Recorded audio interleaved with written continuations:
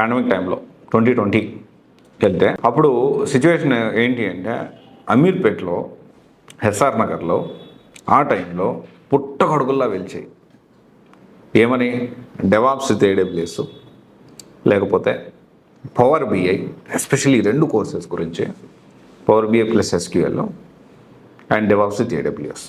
ఈ 2 కోర్సెస్ విపరీతంగా fake experience పెట్టుకోవడం, ప్రాక్సీ చేయించుకోవడం, ప్రాంప్టింగ్ చేయించుకోవడం, ఇవన్నీ చేయించుకొని జాబులు తెచ్చుకునే పరిస్థితి ఉండేది ఒకప్పుడు. చాలామంది చూసి ఉండొచ్చు, చాలామంది దొరికారు కూడా. ఫేక్ ఎక్స్పీరియన్స్ పెట్టి దొరికిన వాళ్ళు ఉన్నారు, దొరికిన తర్వాత కంపెనీ నుంచి బయటకు వచ్చిన వాళ్ళు కూడా ఉన్నారు. మొన్న రీసెంట్ న్యూస్లో కూడా చూసాం మనం అది. అయితే ప్రాక్సీ ప్రాంప్టింగ్ వర్కౌట్ అవుతున్నాయేమో మరి ఇంకొకటి కానీ చాలా ఎక్కువ ఇన్స్టిట్యూట్లో విపరీతంగా DevOps with AWS, Power BI plus SQL విపరీతంగా పుట్టగొడుగులా వెలిసిపోయాయి ఇన్స్టిట్యూట్స్.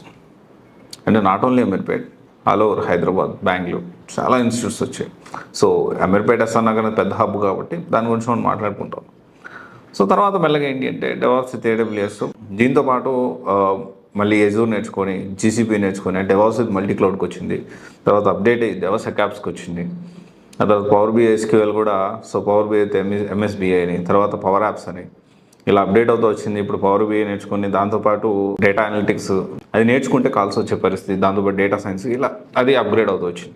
ఇప్పుడున్న సిచ్యువేషన్ అంటే విపరీతంగా ప్రాక్సీ ప్రాంప్టింగ్ జరిగిన రోజుల్లో ఎందుకని ఈ మాట చెప్తున్నానంటే, డెవాప్స్లో ఫ్రెషర్స్కి కాల్స్ అనేవి అప్పుడు ఉండేవి, కానీ చాలా తక్కువ ఉండేవి. ఓన్లీ 3+ years ఎక్స్పీరియన్స్ వాళ్ళకి, 4+ ఎక్స్పీరియన్స్ ఉన్న క్యాండిడేట్స్కి మాత్రమే డెవాప్స్లో కాల్స్ ఉండేవి.